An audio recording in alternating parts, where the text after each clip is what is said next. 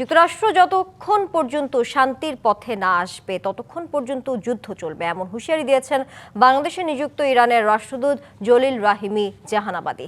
বলেন, শত্রুপক্ষের কাছে নত শিকার নয়, যুদ্ধ চালিয়ে যাওয়ার সক্ষমতা রয়েছে ইরানের। ঢাকায় ইরানের দূতাবাসের সংবাদ সম্মেলনে এসব কথা জানান তিনি। মধ্যপ্রাচ্যে আবারও জ্বলছে যুদ্ধের আগুন। ইরানকে স্বৈরতন্ত্র ও পারমাণবিক অস্ত্রমুক্ত করার অজুহাত তুলে ওয়াশিংটন তেল আবিব যৌথ হামলা চালাচ্ছে ইরানে। এর আগে বেশ কয়েকদিন ধরেই মার্কিন হুমকি আর চোখ রাঙানি দেখছিল তেহরান। পাল্টা জবাব দিতে গিয়ে আশপাশের দেশগুলোর মার্কিন ঘাঁটি ও ইসরায়েলে হামলা চালাচ্ছে ইরানও। ইরান যুদ্ধের আগুন ছড়িয়েছে মধ্যপ্রাচ্য জুড়েই। এ পরিস্থিতিতে রাজধানীর গুলশানে সংবাদ সম্মেলনে ইরানি রাষ্ট্রদূত বলেন, সব আন্তর্জাতিক আইন ভেঙে ইরানে যে হামলা চালাচ্ছে যুক্তরাষ্ট্র ইসরায়েল, তাই আত্মরক্ষার পাল্টা জবাব দিচ্ছে তারা। আমরা শান্তি চাই, কিন্তু কেউ অন্যায় হামলা চালালে তা সহ্য করা হবে না।